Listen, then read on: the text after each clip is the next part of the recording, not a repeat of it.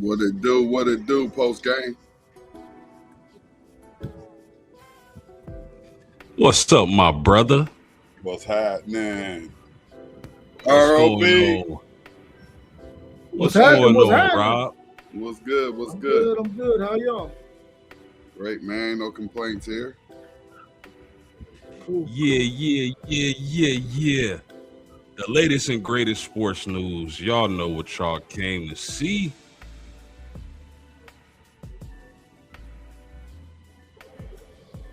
There he is. Ladies and gentlemen, welcome to another edition of the latest and greatest sports news. WTP Sports News is at it again. Like, share, subscribe on the way in, and I got some magnificent men with me tonight. Rob, how you doing? The legendary, the living legend. Rob, how you doing tonight? Man, I feel fantastic. 3-day weekend, 1 week of summer camp down. I'm ready to get into some sports talk tonight. You dig. And we got my homie, What it he do? won a City League TV. How you doing this evening, homie? Blessed, man. Blessed by the best, man. Just loving and appreciating life, man. I'm gonna grow up to be like Robert one day, and you ain't gonna see these glares in my glasses because I'm gonna be able to pay to make them not glare like that. That's what's up, man. So I'll be like my big bro. Hey, T1, we all got Rob goals, man. Yeah, man. We all got Rob goals. Hey, and my cup not colored today. It's just plain white. Okay. I can dig it. Well, fellas, man, let's not keep the people waiting, man. We got a lot of topics to discuss. A little NBA draft news, NBA finals. Where do you rank Jalen Brunson amongst the top point guards in the NBA today? Pretty Brown rebound. Angel Reese, her historic tear on the glass. Olivia Miles, her rookie campaign is just been simply fire. And what would you give up for Mr. Sorsby as he enters the NFL supplemental draft? College football news or question: who can't your team win the title without? And is this the most loaded group of quarterbacks we've seen in college football? So we'll get right into that. And I'm gonna start with the NBA. Darryn Peterson. So Darryn Peterson actually is only exclusively working out with the Washington Wizards. The Washington Wizards have the first pick in the NBA draft. A lot of people expect AJ DeBansa to be the first pick, but Darryn Peterson says he's only working out for the Washington Wizards. Rob, I'm gonna start with you on this. What do you think about this news? Because also something that came out was that Darryn Peterson was saying that the cramping issue was due to taking creatine. So do you buy that? And do you buy him being the first overall pick in the NBA draft? I mean, it's very possible that he could be the number one pick in the NBA draft. And a guy who understands that, listen, I want to play in the NBA, he is not going to limit himself. In my opinion, I don't think any player will limit themselves to one team unless there is something being said to him behind the scenes that lets him know, listen, the Wizards are going to draft me, so I'm going to only exclusively work out for them because they already told me that they are going to pick me with the number one pick. Do I think AJ DeBansa should be the first pick? Probably so. But this young man would not just only be working out for the Wizards if there's other teams that's looking at him, and if the Wizards are not planning to pick him at number one. He must know some inside news. Yeah, it's definitely either that or some arrogance on his part. But T1, what you got on this? Darryn Peterson only working out with the team with the first overall pick.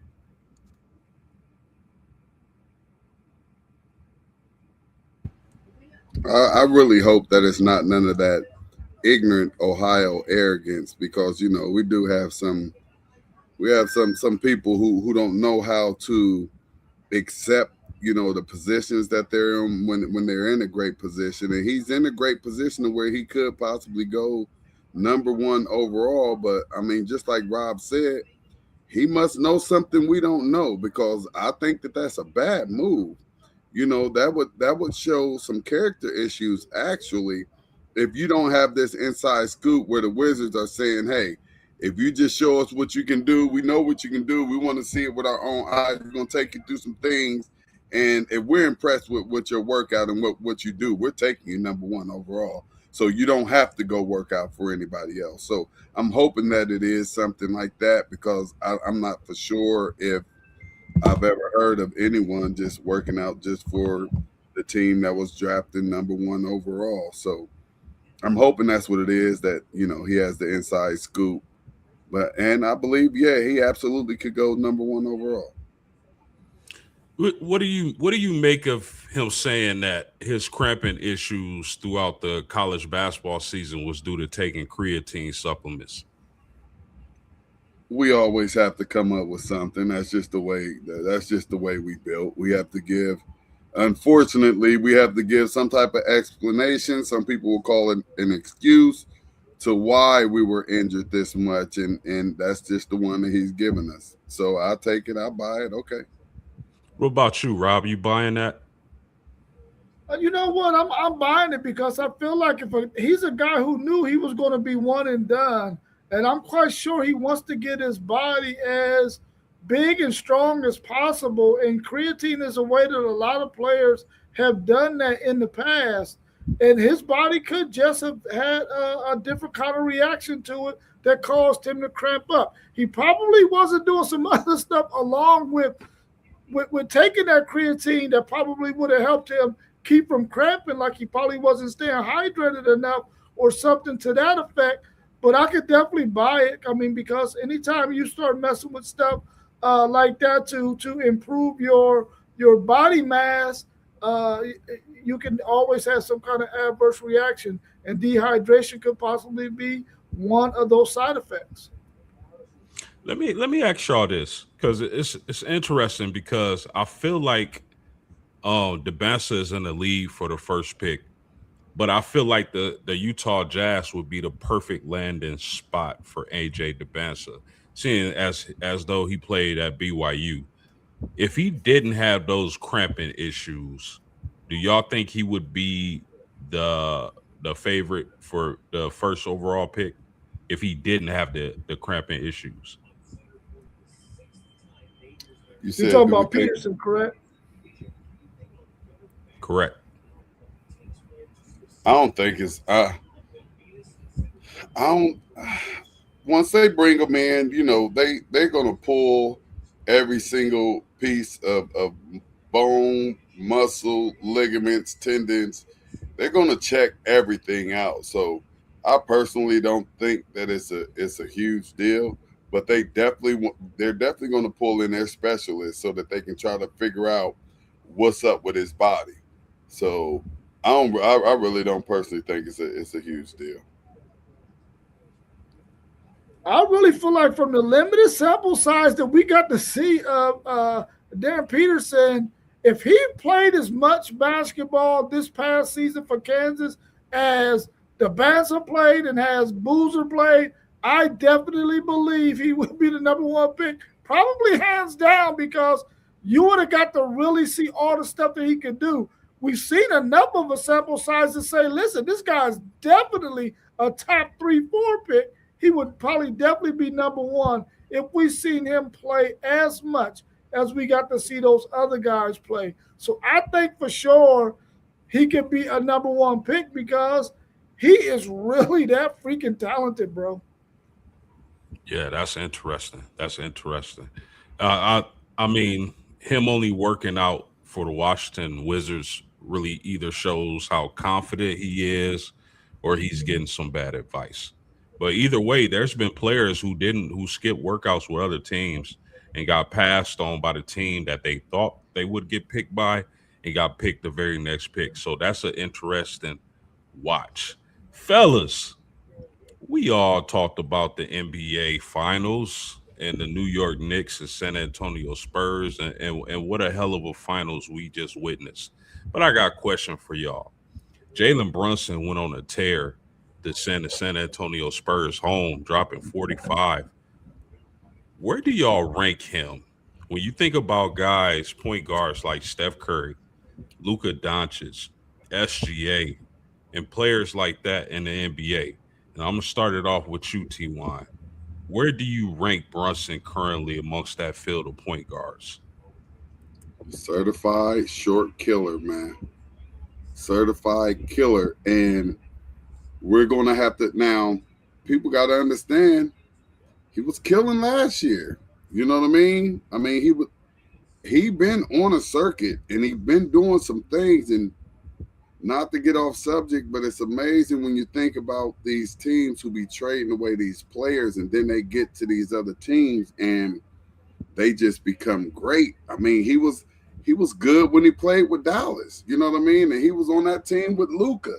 So you have to think about what's going on in some of these front offices. But man, right now he got the ring. So right now he holding that. He right there with Shea.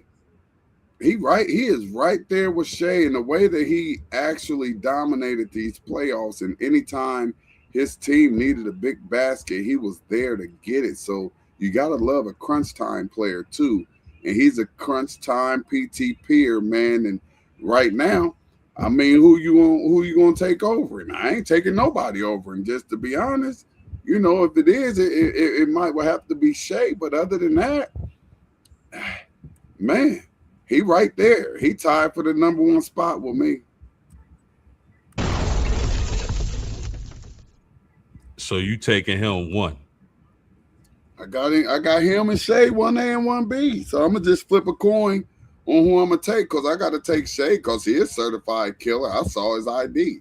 So, I'm so I can't put nobody in front of him. But at what Brunson did, I can't put nobody in front of him either.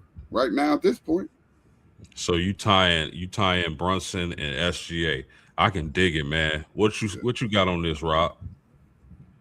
Yeah, I'm putting him right behind SGA. I think SGA is number one. I mean, but like T1 said, it could be 1A, 1B for real. I mean, but I'm gonna go with SGA at number one and Brunson at number two. If Steph Curry, man, was to be healthy enough to play a whole season or to even get to the playoffs and do what we've seen him do over a decade and a half, I would probably put him a little bit ahead of Brunson. But right now, no, he's number two on my list that Brunson is. And I really like what he's been able to do the last two seasons, especially at New York. New York had a chance to make it to the finals last year, but they ran into that Indiana team that was really hot. But this year, he led his team all the way to that title, and he was one of the main pieces that allowed them to win the title because in that last game, game 5, in that second quarter, he went off, man, and he brought his team back and got them ahead before the halftime. So I would put Brunson at number two. I like it. I can't be mad at any of those rankings. But if you asking me, as of today, who's the number one point guard in the NBA, I gotta go with Brunson. I think overall, like if you ask me, like if we not just talking about right now, I would say SGA. But we talking about right now, and as of today, Brunson is the champion. I gotta rank him one overall. Any closing thoughts on this subject? No. Not at all. I'm Let's agreeing move to with the. that. Go ahead. Nah, I just said I'm agreeing with everything, even with Rob putting him down at 2 and keeping SGA up there. SGA a bigger body, so I get it, I understand it. Yeah, no doubt, no doubt. Shout out to my homie. It's me, Ballard, He said, "Hats off to Brunson and Luca." Yeah, no doubt about that, man. Those point guards are definitely some dogs. I love where the NBA is going as far as the point guard position. But let's move to the W, fellas, and we're gonna talk a little bit of Pretty Brown Rebound, aka Angel Reese, because I feel like people not breaking her game down properly. So I brought some numbers with me, fellas. Angel Reese is at 12.3 rebounds per game thus far this season. She set an all-time WNBA record by averaging 13.1. I believe this was during her rookie year. Have you ever seen a woman dominate the boards like? Because the thing is this: I always hear people say silly things like, "Oh, she needs to work on this," or "She needs to work on that." Or in a few years, she'll be averaging 20, 25. No, no, that's not the type of player Angel Reese is. She's a defender. She's a dominant rebound, the most dominant rebounder in WNBA history, in my opinion. That's her game. And guess what? That's a championship piece to a team. Even if when you talk about the men's side, if I got somebody on my team who I know is going to crash the boards and be dominant on the boards, I want that player on my team. Not everybody can rebound at that clip. So, Rob, I'm going to ask you, man. I'm going to start with you. Is this the most dominant rebounder you've ever seen in the W? It is. She's the most dominant rebounder that I've seen in the WNBA to this point. The reason why I say that is she understands what her game is. And she goes out there and she makes that a part of what she is as a player. That's her brand. You know what I'm saying? We're calling her Pretty Brown Rebound, and the country calls her Pretty Brown Rebound for a reason because of course, how she looks and her claim to fame, which is rebounding the basketball. The thing I like about her the most is the fact that you don't necessarily have to put her in a set in your offense because you already know that if she's in a pick and roll situation and you shoot the shot, she's clearing herself so she can get a rebound and put it back in. And that's where she's going to get the majority of her points. So her goal is to get 4 to 5 to 6 offensive rebounds a game and get some putbacks or either get to the free throw line, which is where she's going to score her points. And I think that's brilliant for her to understand that. Now, eventually, her offensive game will come and she'll still be a dynamic rebounder. But I think once her offensive game comes and she has a couple of moves that she can do, then maybe she'll get in the offensive flow a little bit better. But the rebounding is her claim to fame, and I think she'll always do that. And I think she's the best that we've ever seen so far in the WNBA. No doubt. What you got, T1? I don't have to say much. I mean, he said it all, and he said enough. She's like the Dennis Rodman of the WNBA. One thing she's gonna do, and you can count on her, is she gonna beat them boards up, whether on the offensive or defensive end. So, I mean, she's the best. I mean, Rob summed it all up. Yeah, no doubt about that. I think people make a mistake when they compare. Like, I think the comparison to Caitlin Clark was so unfair, and it had to come from casual fans who don't know nothing about basketball. Because, first of all, you're comparing a point guard to a post player. Like, I get the rivalry, but those two games aren't comparable. He's just talking about their games, and it was a little unfair to Angel Reese, in my opinion, because she's not going to score 30, 40 points. That's not her game. Her game is being a defensive monster, getting rebounds, and she can even handle that rock a little bit. So I just felt like a lot of people were being unfair uh, when with some of the criticisms towards Angel Reese's game, where her game all along has been being a strong rebounder and defender. But we're gonna stay with the W. but I want to take it to the rookies. Olivia Miles, and I don't like tooting my own horn, but I've been saying this since the college basketball season. Olivia Miles is going to be a monster, and is a monster in her rookie campaign in the WNBA. She's been incredible. She's averaging 19 points, 5 rebounds, 5 assists, and a steal. I think the thing that wows me about her game is her ability to pass the ball. Like, she sees plays before they develop. And no offense to her or anyone who wears glasses, but that's the amazing part. She wears goggles during the game and she sees everything. You know what I mean? Not saying people who wear glasses can't see everything, but I've always found that fascinating. Man, check out her totals. Last night she had 31 points. Game before that she had 12. Game before that she had 29, 24. Olivia Miles has been on a tear. If you could go back, do you think Olivia Miles should have been selected first overall, T1? I mean, she putting in the work like this. I mean, unfortunately, they don't have the opportunity to do that. You know what I mean? Because you have the players who they think will come in and dominate straight off the rip. And I don't know, and maybe you can help me with this. I don't know what they projected Miles to do once she got to the W. But do you think they projected her to come out blazing on fire like this? I think they expected her to be good, but I don't think they expected her to be this good. Because you got to remember, when you talk about uh her the Minnesota Lynx, they're first in the West. Their best player has not played a second this season, Ty, and they're first in the West ahead of the Aces. She's having a tremendous rookie campaign, bro. If I could do it again, I would take her first overall over Fudd, over Betts, over all them, because she's a generational point guard.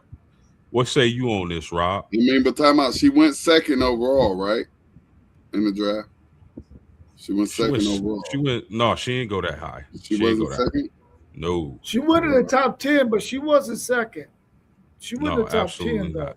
Okay. Yeah, she wasn't second. I don't know that I selected her number one, but what we see her doing is really phenomenal. But I think there were so many guards out there that are really, really talented guards, that she may not have been what they were looking for in terms of her skill set. But I mean, they couldn't have went wrong with drafting her number one. I just think that the team that selected number one, did Fudd go number one? Yeah, Fudd Yes. went number one. And I'm looking Yeah. at it. Miles did go number two. Fudd went number one. Miles number two. Fam Oh, she three. did go two. Betts four. Yeah. Yeah, And Miles Fudd did go. five. Miles went number two. But I'm saying, like, there's no way in the world I would have left. I would have the first pick in the W and not have taken Olivia Miles for. She's blowing Fudd out the water, and I know what Fudd can be as she continues to develop. She could be a sharp shooting three point shooter and a scorer. But there's just no way I'm passing up on the versatility of Olivia Miles. You know, them ones and twos be hard though. You know what I mean? Like, I'm quite sure that who was that had the first pick? I'm quite sure they might be kicking themselves in the rear right now. Like, we blew it. You know what I mean? And Miles is out here killing it, and they probably couldn't sleep that night thinking of if they was gonna take Fudd or Miles. You know what I mean? So, that one and two right there. Sometimes that number one pick is almost a bad spot to be in, and especially if you just don't have that generational player that is going to come in and just take over the W. You know what I mean? So, that number one pick is tough, and I mean, sometimes to me, going number two is just as good as going number one. No doubt about that. So let me ask y'all this question. Olivia Miles is she's dominating as a rookie. Like I mentioned before, Nafisha Collier hasn't played a second. She's the best player on that team, and they're first in the West without her. Why isn't she getting the type of hype like, say, Caitlin Clark? Why do y'all think she isn't getting the type of hype she deserves? Well, Caitlyn was, that was an intentional blow up. You know what I mean? That was intentional. Not saying that she wasn't a great college player. And now we're seeing here with her in the dub. Um, if you ask me, and I'm not looking at every game, I don't see everything, but I'm not hearing the noise that she brought along with her from college. Go ahead, Rob. Yeah, I just feel like the reason probably is because when you look at Olivia Miles, she has a marketable look to her in terms if you're thinking about somebody like Kurt Rambis, or you're thinking about somebody who's going to play second fiddle on the team, but she doesn't necessarily have that marketable look that you think teams will want to put out there in the forefront. And I think that's the reason why they're doing her in that manner. But her skill set, the way she plays, she's definitely a really good WNBA player and is very marketable. I just don't think that they see her as a person having the necessary look that they want to put out front. I mean, like I said, she has the glasses. She sort of has that lunch pail Kurt Rambis look to her, but she's a really really fantastic player, and I just don't think that they see her as somebody who is somebody that can market.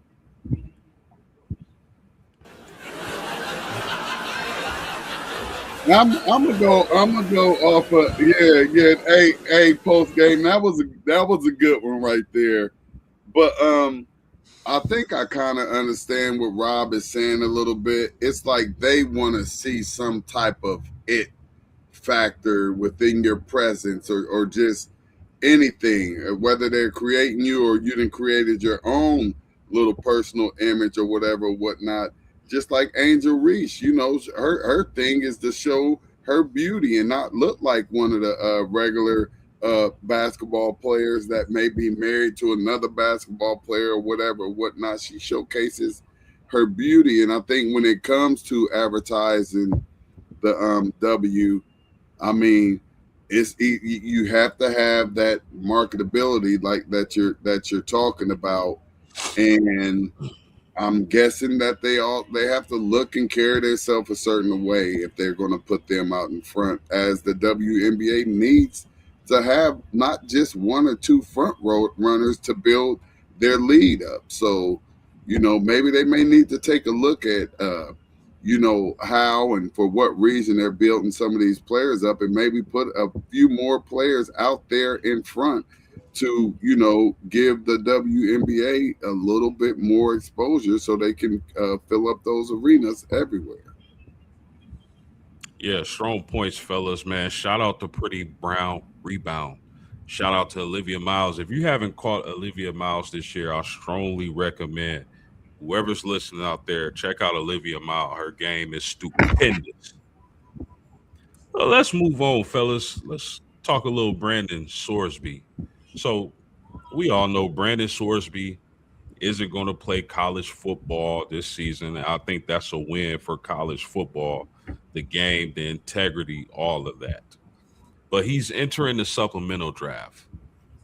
Now, some notable players to come out in the supplemental draft have been Bernie Kosar in 85, Chris Carter in 87, Brian Bosworth in 87, Jamal Williams in 98, T1, one of your guys, Terrell Pryor in 2011, Josh Gordon in 2012. Now, how this kind of works is that the teams actually bid for a player. So let's just say, Rob, your franchise needs a quarterback, and Brandon Sorsby is there. you willing to bid a third round pick. If nobody bids a first or second round pick, Brandon Sorsby is yours or is on your team. So that's kind of how the supplemental draft works. What's up, Thomas Gonzalez? Uh, so I'm gonna start with you, Rob. What would you give up to get Brandon Sorsby if you're a QB needy team? What kind of draft capital would you give up for? Man, I can't see myself giving up anything more than maybe a third or a fourth round pick. I'm definitely not giving up a first or second rounder for Sorsby. I I hear what Texas Tech thought they were going to get out of Sorsby, and he was going to be a difference for them, and he probably is going to turn out to be a decent quarterback. I just can't see myself giving up a first or second rounder for Sorsby. A third or fourth rounder at best will be all I could do for him, and I wish I could get him for a fifth rounder, but that's probably not going to happen. Somebody's at least going to give up a third rounder for Sorsby, but I definitely wouldn't give a first or second. What team?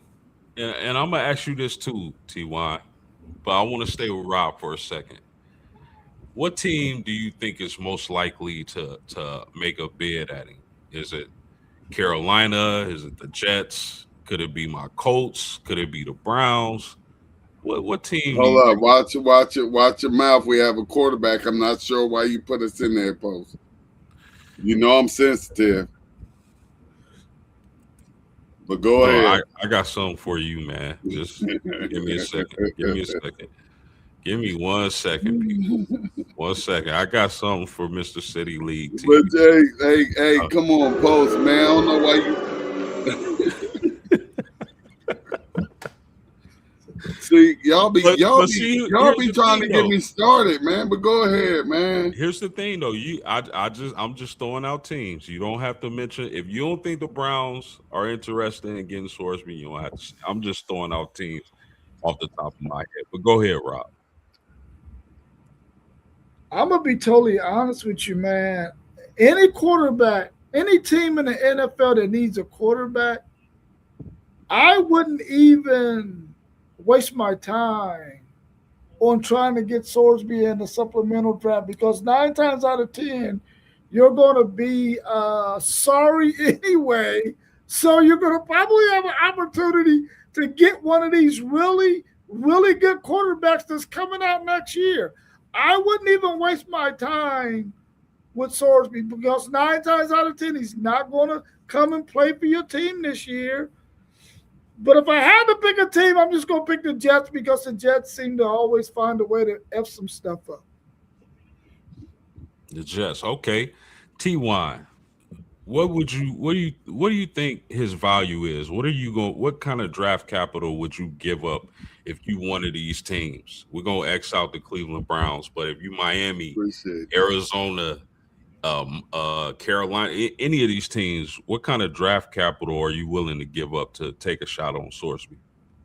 I have to agree with Rob again. Rob is on fire today, man. No doubt. If I'm an NFL exec, and I don't know why they pick and choose when they want to look at people's characters, I have to look at this young man's character. Now, do I believe in second, third, and fourth chances?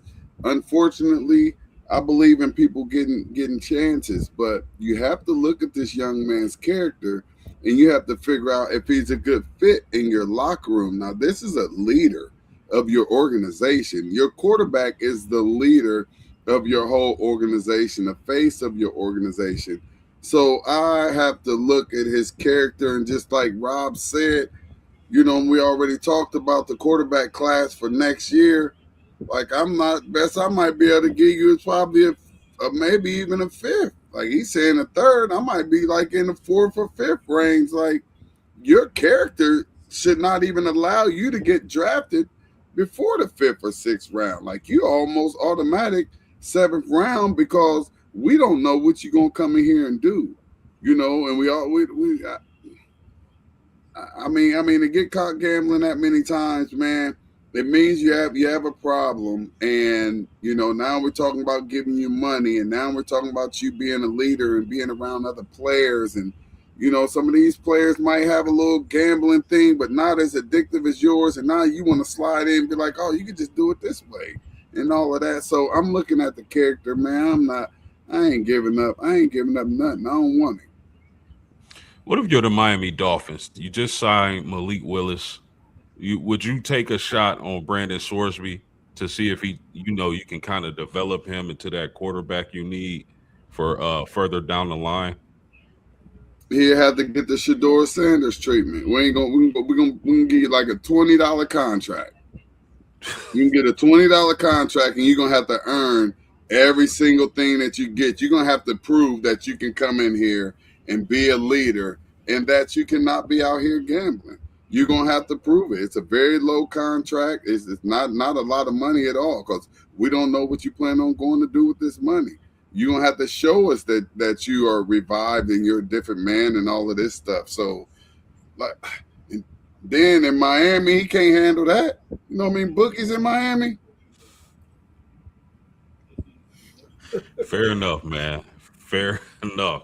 Rob, if he was in the normal draft in April, what round do you think he would have went in? This past draft, Yes.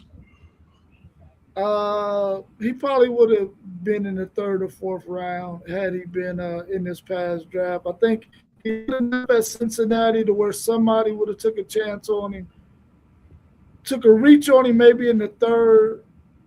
But he's more of a fourth, fifth round guy in this last draft. This last draft had a lot of talented players in it, and I don't think anybody was really high on the quarterbacks that were there. So somebody probably would have took a flyer on him and got him in the third, but I feel like he was no better than the fourth or fifth round pick. And if I was Miami, I think Quinn Ewers is better than him. That might sound like I'm being a homer, but I think Quinn Ewers is a better quarterback than him and got a bigger upside. If you start Malik Willis, then I think Quinn Ewers will be a better backup than Sorsby. Gotcha. Hey Rob, you don't have to be a homer if you're speaking some truth. I would agree with you. I already told you on fire tonight. I agree with you right there. Yours is better. You know what I mean? I think so easily, for real. But yeah, I just agree with you one more time.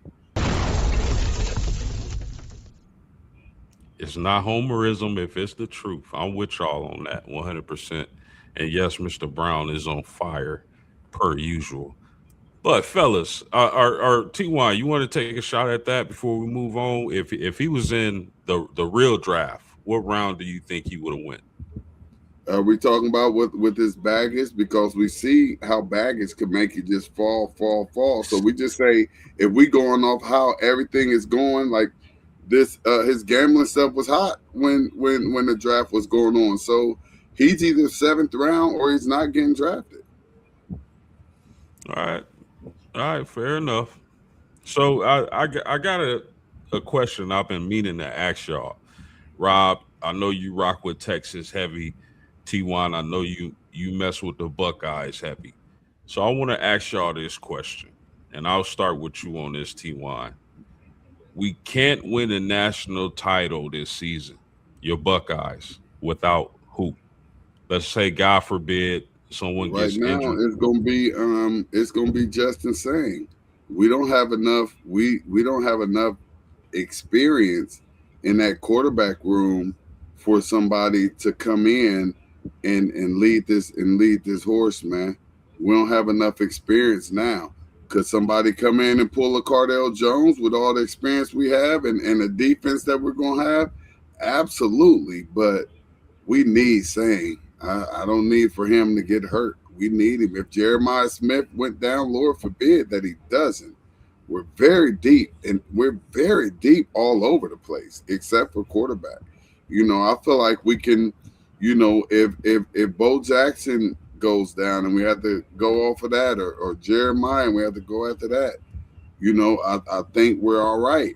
And then probably in second place, it might be one of the most important linemen, or it might be one of the centers. But we have some very versatile linemen, so maybe not with that. But just my one player, it's my QB. I don't have anybody behind him that I could feel like can go and orchestrate this offense with precision that he's shown that he's able to do. So I'm gonna have to go with Sane.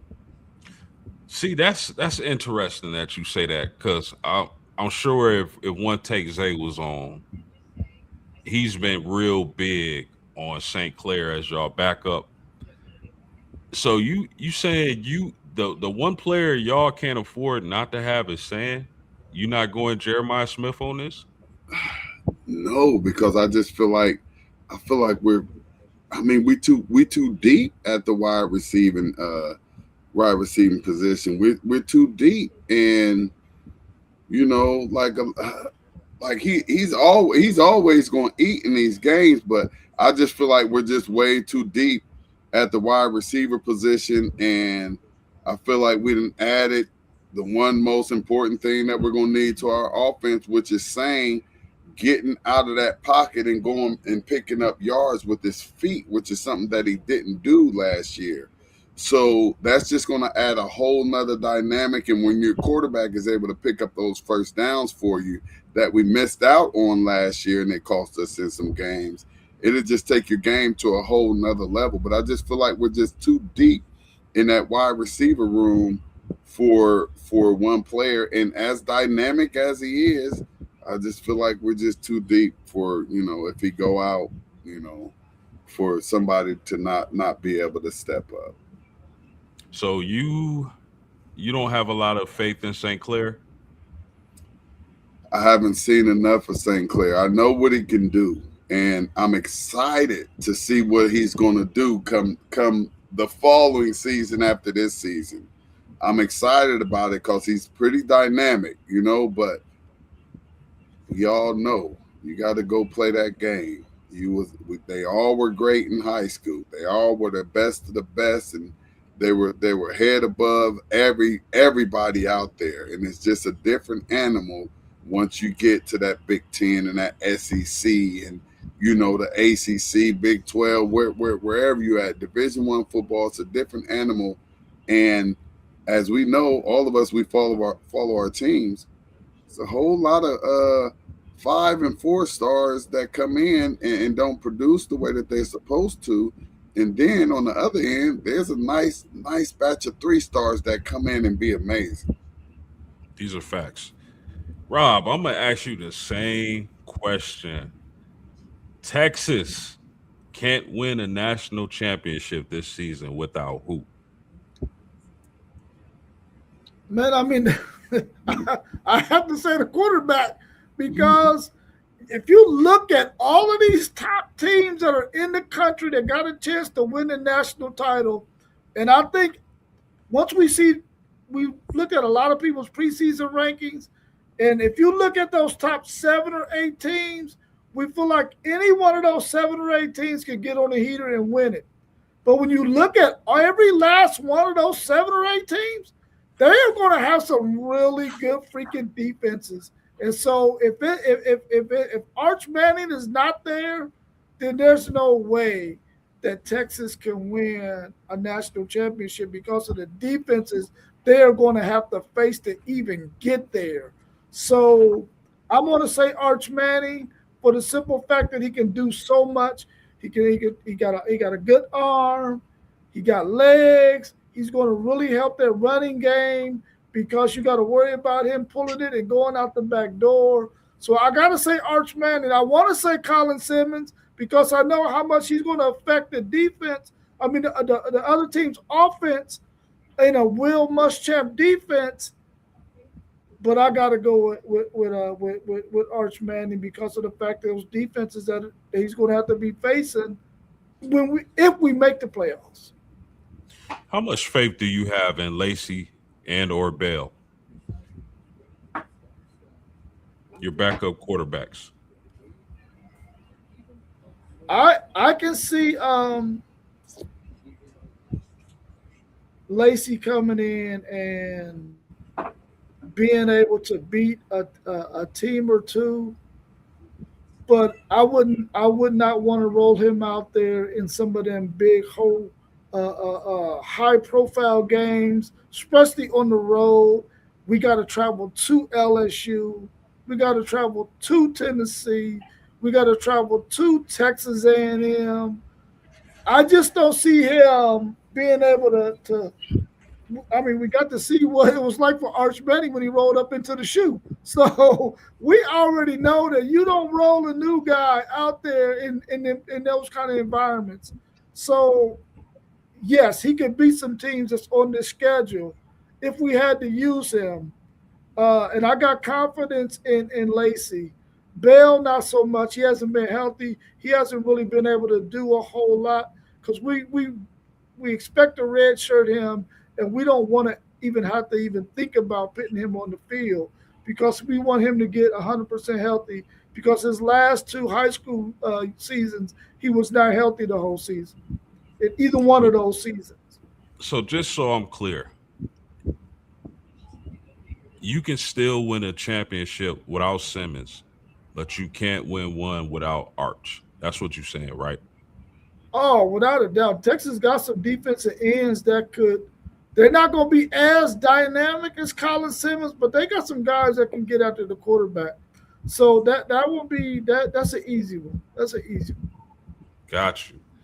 Well, fellas, y'all know the team I talk a lot about and I cover a lot. The Fighting Irish and Notre Dame. You asked me the same question. I'm gonna say the quarterback position with CJ Carr. And it's simply because I love the depth at every other position except quarterback. Except quarterback. Do we have CJ Carr there? There's nobody else on that roster at the quarterback position that has taken a snap in a college football game, if I'm not mistaken. So if you asking me, uh, who Notre Dame absolutely needs this season to win a national championship, it'd be CJ Carr. Any closing thoughts on that, fellas? Everybody pick quarterbacks. Mm. Everybody pick quarterbacks, and I don't know if that's the easy answer, but who can win without their number one quarterback? You know what I mean? Like it takes you have to be a really special quarterback to come in and produce in the same manner as your first string, and that's hard to do. And we've seen it time and time again. You know, whether it be collegiate or the NFL, that number one go down. It's going to be hard for you to stay afloat. Now you may win some games, and but you just never really can get over that hump and get to where you want to get to unless you're Ohio State. I wouldn't have said that last year. Mhm. I wouldn't have said quarterback was the most important position for Notre Dame because they had Kenny Minchie back then. But I mean, hey, quarterback is the most important position, right? So everybody need their starting quarterback. No, but But guess what? I wouldn't have said it next year either because we had King Host back there who was a 5-star. So my thought would have been if Sang would have went down, he would have been able to come in and it might have took him a game or two or something, but we still would have won. But he would have been able to come in and get to where he needed to be. So I probably could say the same thing. I probably would say the same thing, and it wouldn't be my quarterback last year. absolutely, I think King Host is going to ball out for the Louisville Cardinals this He is. season. He gonna ball out. He gonna ball out. Yes, sir. Well, fellas, why we talking about quarterbacks? Julian saying Manning, Carr, Chambliss, Stockton, Mayava, Reed, Bailey. The list goes on and on and on. There are absolutely magnificent quarterbacks in college football this upcoming seasons. And the reason why I mention these names is I got to ask y'all, and I'm going to start with you on this, TY. Is this the deepest the quarterback position has been? As long as you've been a college football fan, my man, is this the deepest you've seen the quarterback position in college football? I'm gonna say, as far as with their college experience and what they've been doing in college, I'm gonna say it's pretty good. But I'm gonna say I don't know how much trust I have in too many of these quarterbacks being franchise quarterbacks at the next level. Just college football. Don't Yeah, college even think football, about the NFL. man. I think that there's a lot of quarterbacks out here with a lot of experience that's really really good. You know what I mean? And um, I'll say yes. That is deep. If we're just just answering the question. Yes, this is a deep quarterback class, and I would love to be wrong about when they get to the next level. But yes, this is a very there's a lot of talented quarterbacks out here this year. You still don't even have some, and I'm quite sure that there's probably another 3 or 4 quarterbacks that could go on that list.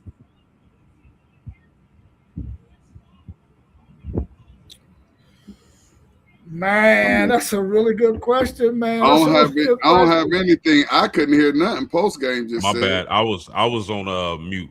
Yeah, "Oh, yeah. okay, There's. I just want to name a few. There's a yeah." I'm lot. about to say, no, it's a lot. It's some QBs out here.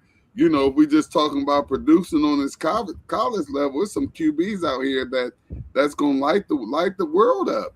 This upcoming season. Yes, sir. It's gonna be a fight for that O'Brien Trophy this year. It's gonna be a real live dog fight. There's no front runner. There's nobody that you can say, "Oh, they're gonna win it hands down." Yeah, I mean, Lenore Sellers could about there. Man, there's so many It's a lot quarterbacks. more that you can get out there. Like just saying Sellers, I like Sellers. You could even talk about the quarterback that's up there in Michigan. He was just a freshman. You see, he Yes, has sir. all the tools.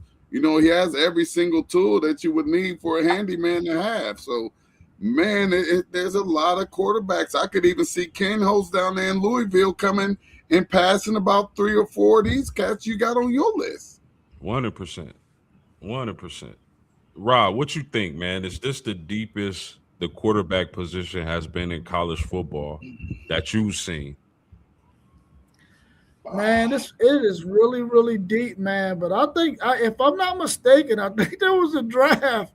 I mean, not a college season. I think it was '83, where you had John Elway, Dan Marino, and Jim Kelly.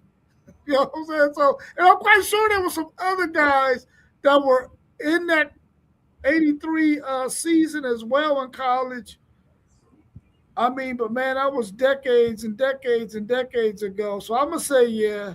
I think what we're looking forward to seeing this upcoming season, in terms of these quarterbacks that we're going to be seeing play against other top tier quarterbacks week in and week out, this has got to be the best season that we've had in a while. I remember when we had Tebow, Colt McCoy, and Sam Bradford, and that class too had a lot of talented quarterbacks in it as well. But I'm gonna say yes to this class.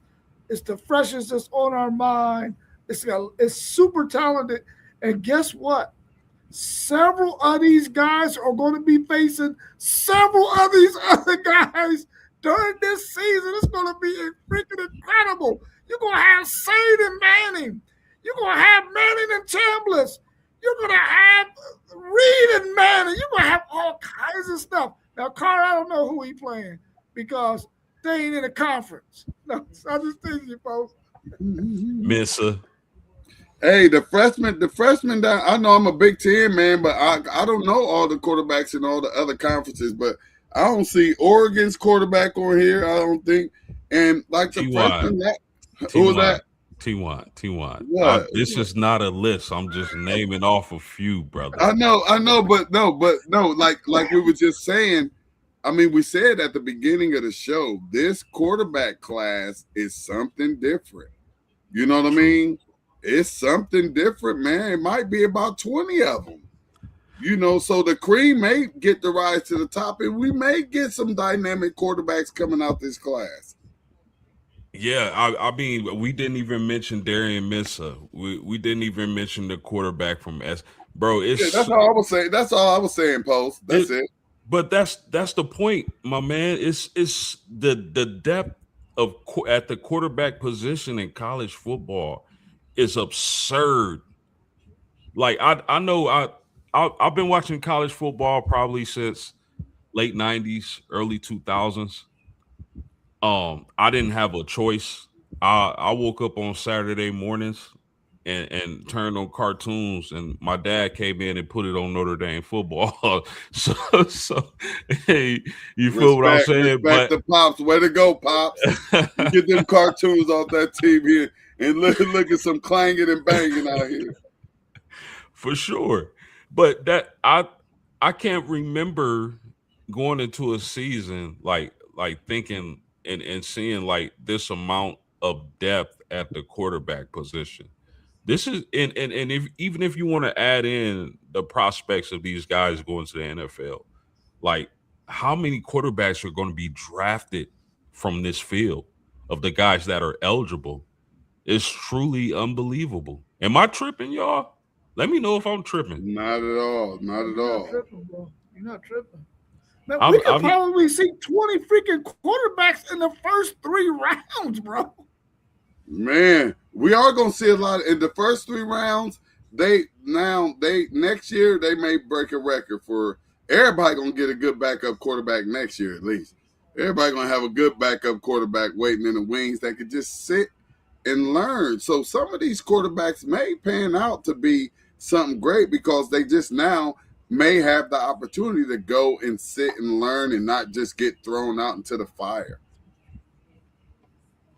Is there a quarterback out there that y'all can think of off top of y'all head that's not getting a lot of buzz but can creep in that elite tier of quarterbacks for the upcoming season? Say that one more time, bro. Maybe Josh Hoover at Indiana. Josh Hoover at Indiana, that's a good one.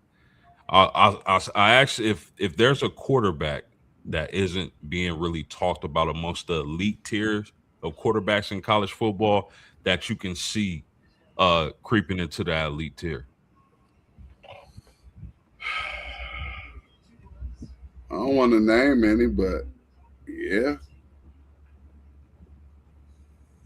I kind of like. Go ahead, Rob. Now, how big is Jennings at SMU? How big? He not big. He not big at all. He might be just clearing 6 foot. Might with cleats on. If he has some size, I would throw his name in that hat. If he has some size. I still think he a baller though. I still think he can. Too. I do too. Like with the offense. Well, what's their coach name at SMU? Is that oh man, I can't remember his name, but that his offensive system is crazy. I think Jennings is gonna have a bounce back season because we gotta remember that team was in the playoffs 2 years ago. But I mean, for me, I like guys like Connor Wegman at Houston. I think the way that roster is set up, the weapons he got, he can absolutely ball. I'm sure if SEC Sean was here, he would agree. But man, again, there's just so many quarterbacks in college football. I'm sorry, I have not seen anything like this. Any closing thoughts on this, fellas? Great, man. It's deep. I mean, the more we get to talking about these sports, man, I get excited about it. And I wanna apologize to Moss B, man. I was trying to catch the podcast yesterday and I let the time get away from me. I really be trying, like when I'm available to get on, I be trying to get on, you know what I mean? But I could lose track of time real quick. So I want to apologize to Moss B, Level Up Sports 10. I wanted to be on yesterday. I wasn't able to be there. And I'm glad we're not from New York because we would have said pause like 37 times tonight. So I'm glad to be from Columbus to 614. I appreciate it. I love it. And I love my brothers, man. This WTP Sports Dudes thing is real, man. Yeah, bro. I'm not a fan of using. You know why I don't use pause? Because you're not from New York, son. Yeah, that part. But it, to me, when you say pause, that's when you start thinking about the weird stuff. You know what I'm saying? Like, why he say pause? Oh, you see what I'm saying? But I'm securing myself. I don't need to say pause. Yeah, we ain't got it. I was just, I just be thinking about a lot of crazy stuff that go on in the world and just how people can make something up and have other people following them as if it's something dope. That ain't dope enough for me to follow. But I will call you son, God or King. What's up, God? You're God. We gods. I like that when they were saying we was gods. I can't get down with the pause thing. 100%. Rob, you got any closing thoughts, my man?